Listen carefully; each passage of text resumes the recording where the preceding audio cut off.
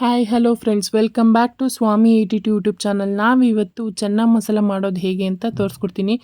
ಇದು ತುಂಬಾ ಟೇಸ್ಟಿಯಾಗಿರುತ್ತೆ. ಸೊ ನೀವೊಂದ್ಸಲ ಟ್ರೈ ಮಾಡಿ ನೋಡಿ. ಇವಾಗ ನಾನು ನೈಟೇನೆ ಚೆನ್ನನ ನೆನೆಸ್ಕೊಂಡಿದ್ದೆ.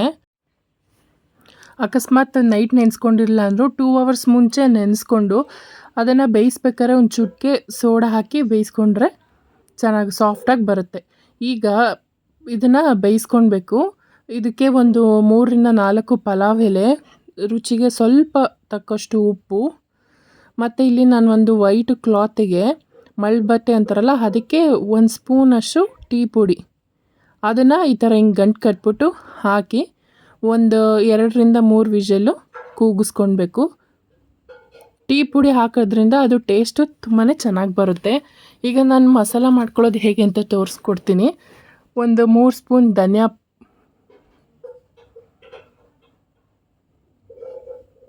2 ಸ್ಪೂನು ಜೀರಿಗೆ ಹಾಕೋಬೇಕು. ನಾವು ರೆಡಿ ಪೌಡ್ರೆಲ್ಲ ಯೂಸ್ ಮಾಡಲ್ಲ, ಮನೇಲೇ ಅವಾಗ ಮಾಡ್ತೀವಿ ಅಂದರೆ ಹಂಗೆ ಮಾಡ್ಕೊಂಡು ಮಾಡಿದ್ರೆ ಟೇಸ್ಟು ತುಂಬಾ ಚೆನ್ನಾಗಿರುತ್ತೆ. ಸೊ 2 ಸ್ಪೂನಷ್ಟು ಅಕ್ಕಿ, ಮತ್ತು ಚಕ್ಕೆ ಒಂಚೂರು,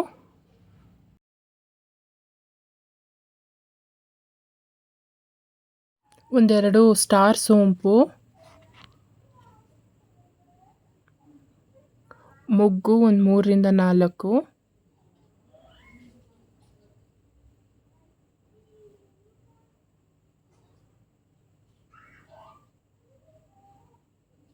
ಒಂದೆರಡು ಲವಂಗ,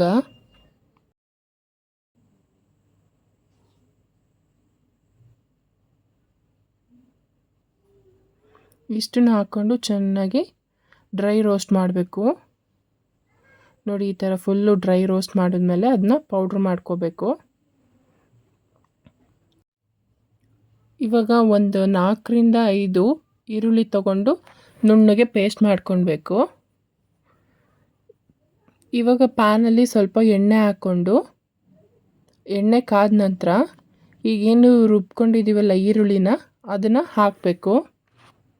ಹಾಕ್ಬಿಟ್ಟು ಚೆನ್ನಾಗಿ ಫ್ರೈ ಮಾಡಬೇಕು. ಈರುಳ್ಳಿ ಹಸಿ ವಾಸನೆ ಹೋಗೋವರೆಗೂ ಚೆನ್ನಾಗಿ ಫ್ರೈ ಮಾಡಬೇಕು. ಕಲರ್ ಚೇಂಜ್ ಆಗಬೇಕು. ಮೀಡಿಯಮ್ ಸೈಜ್ ಆದರೆ 4ರಿಂದ 5 ಬೇಕು, ಚಿಕ್ಕದಾದರೆ ಇನ್ನೂ ಜಾಸ್ತಿ ಬೇಕಾಗುತ್ತೆ. ಚೆನ್ನಾಗಿ ಫ್ರೈ ಆದ ನಂತರ ಈಗ ಒಂದು ಸ್ವಲ್ಪ ಫ್ರೈ ಆದಮೇಲೆ ಶುಂಠಿ ಬೆಳ್ಳುಳ್ಳಿ ಪೇಸ್ಟ್ ಹಾಕಬೇಕು.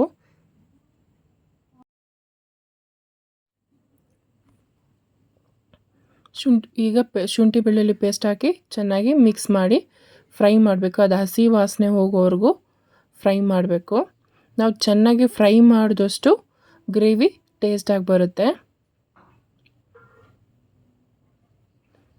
ಈಗ ಸ್ವಲ್ಪ ಫ್ರೈ ಆದ ನಂತರ ಸ್ವಲ್ಪ ಅರಿಶಿಣದ ಪೌಡರು,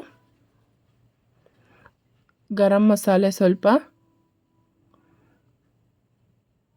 ನಿಮಗೆ ರುಚಿಗೆ ತಕ್ಕಷ್ಟು ಖಾರದ ಪುಡಿ, ಅಚ್ಚ ಖಾರದ ಪುಡಿ ಹಾಕ್ಕೊಂಡಿದ್ದೀನಿ ನಾನು.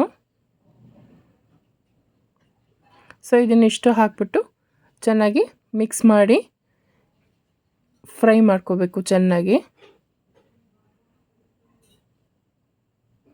ಅರ್ಧಂಬರ್ಧ ಫ್ರೈ ಆದಮೇಲೆ ಈ ಅರಿಶಿನ ಪೌಡರು ಇದನ್ನೆಲ್ಲ ಹಾಕಬೇಕು. ಇವಾಗ ಚೆನ್ನಾಗಿ ಅದು ಎಣ್ಣೆ ಎಲ್ಲ ಬಿಡೋವರೆಗೂ ಫ್ರೈ ಮಾಡಬೇಕು. ಚೆನ್ನಾಗಿ ಕುದಿ ಫ್ರೈ ಆಗಬೇಕು. ಸುತ್ತ ಎಣ್ಣೆ ಎಲ್ಲ ಬಿಟ್ಕೊಳ್ಳುತ್ತೆ ಅದು ಚೆನ್ನಾಗಿ ಫ್ರೈ ಆದ ನಂತರ. ಈಗ ಫ್ರೈ ಆದ ನಂತರ ಇವಾಗ ಸ್ವಲ್ಪ ಟೊಮೊಟೊ ಹಣ್ಣು ರುಬ್ಕೊಬೇಕು. ಒಂದು 2ರಿಂದ 3 ಟೊಮೊಟೊ ಹಣ್ಣು, ಅದನ್ನು ನುಣ್ಣಗೆ ಪೇಸ್ಟ್ ಮಾಡಿಕೊಂಡು ಇದಕ್ಕೆ ಮಿಕ್ಸ್ ಮಾಡ್ಕೋಬೇಕು. ಈಗ ಇದನ್ನು ಮಿಕ್ಸ್ ಮಾಡಿಕೊಂಡು ಚೆನ್ನಾಗಿ ಕುದಿಸ್ಕೋಬೇಕು. ನೋಡಿ, ಈ ಥರ ಚೆನ್ನಾಗಿ ಕುದಿ ಬಂದು ನೋಡಿ ಸುತ್ತ ಎಣ್ಣೆ ಬಿಟ್ಟಿದೆ. ಸೊ ಈ ಥರ ಇಲ್ಲಿವರೆಗೂ ಫ್ರೈ ಮಾಡಬೇಕು. ಈಗ ರುಚಿಗೆ ತಕ್ಕಷ್ಟು ಉಪ್ಪು ಹಾಕ್ಕೋಬೇಕು. ಸ್ವಲ್ಪ ನೋಡ್ಕೊಂಡು ಹಾಕೊಳ್ಳಿ, ಯಾಕೆಂದರೆ ಇದ್ರ ಕಾಳಿಗೂ ಬೇಗ ಹಾಕಿರ್ತೀವಿ. ನೋಡಿ, ಈ ಥರ ಚೆನ್ನಾಗಿ ಫ್ರೈ ಆದ ನಂತರ ಈಗೇನು ಕಾಬೂಲ್ ಬೇಯಿಸ್ಕೊಂಡಿದ್ದೀವಲ್ಲ ಆ ನೀರಿನ ಸಮೇತ ಇದಕ್ಕೆ ಹಾಕಬೇಕು. ಆ ಟೀ ಬ್ಯಾಗ್ ಕಟ್ಟಿರ್ತೀರಲ್ಲ ಅದನ್ನು ಎತ್ಬಿಟ್ಟು ತೆಗೆದ್ಬಿಟ್ಟು ಹಾಕಬೇಕು. ನಿಮಗೆ ನೀರು ಗ್ರೇವಿ ಎಷ್ಟು ಗಟ್ಟಿ ಬೇಕು ಅಷ್ಟು ನೀವು ನೋಡಿಕೊಂಡು ನೀರು ಹಾಕ್ಕೊಂಡು ಮಿಕ್ಸ್ ಮಾಡ್ಕೊಳ್ಳಿ. ಮಿಕ್ಸ್ ಮಾಡಿದ್ಮೇಲೆ ಈ ಥರ ಚೆನ್ನಾಗಿ ಕುದಿ ಬರಬೇಕು. ಕುದಿ ಬಂದಮೇಲೆ ಏನು ನಾವು ಚೆನ್ನ ಮಸಾಲ ಪೌಡ್ರ್ ಮಾಡ್ಕೊಂಡಿದ್ನಲ್ಲ ಆ ಪೌಡರು ಒಂದು 2ರಿಂದ 3 ಸ್ಪೂನು ಹಾಕಬೇಕು. ಹಾಕ್ಬಿಟ್ಟು ಚೆನ್ನಾಗಿ ಮಿಕ್ಸ್ ಮಾಡಿ.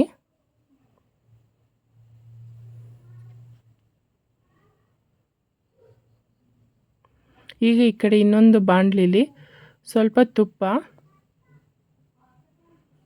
ಒಂದು 2ರಿಂದ 3 ಸ್ಪೂನ್ ತುಪ್ಪ ಹಾಕ್ಕೊಳ್ಬೇಕು. ತುಪ್ಪ ಚೆನ್ನಾಗಿ ಕಾದ ನಂತರ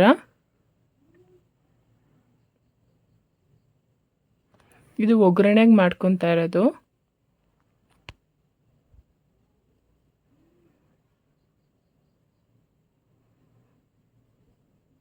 ನೋಡಿ, ತುಪ್ಪ ಕಾದ್ಮೇಲೆ ಒಂದು 3ರಿಂದ 4 ಹಸಿಮೆಣ್ಸಿನ್ಕಾಯಿ ಉದ್ದುದ್ದಕ್ಕೆ ಸೀಳ್ಕೊಳ್ಬೇಕು. ಸ್ವಲ್ಪ ಬೆಳ್ಳುಳ್ಳಿ ಎರಡೂ ಚೆನ್ನಾಗಿ ಫ್ರೈ ಮಾಡ್ಕೋಬೇಕು.